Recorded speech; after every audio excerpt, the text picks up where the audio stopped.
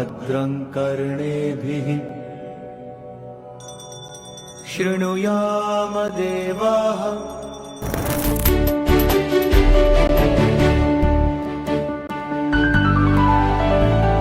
नमस्ते शरण्ये शिवे शानुकम्पे, नमस्ते जगद्व्यापिके विश्वरूपे, नमस्ते जगद्वन्द्यपादारविन्दे, नमस्ते जगत्तारिणि त्राहि दुर्गे।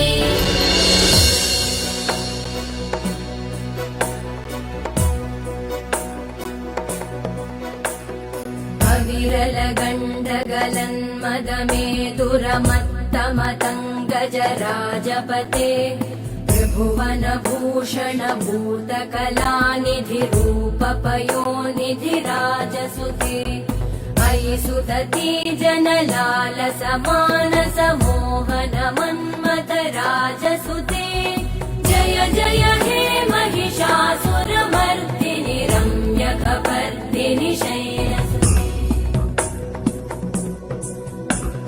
सुरवरवर्षिणि दुर्धरधर्षिणि दुर्मुखमर्षिणि घर्षरते, त्रिभुवनपोषिणि शङ्करतोषिणि कल्मषमोषिणि घोषरते, धनुजनिरोषिणि दितिसुतरोषिणि दुर्मदशोषिणि सिन्धुसुते, जय जय हे महिषासुरमर्दिनि रम्यकपर्दिनि शैलसुते।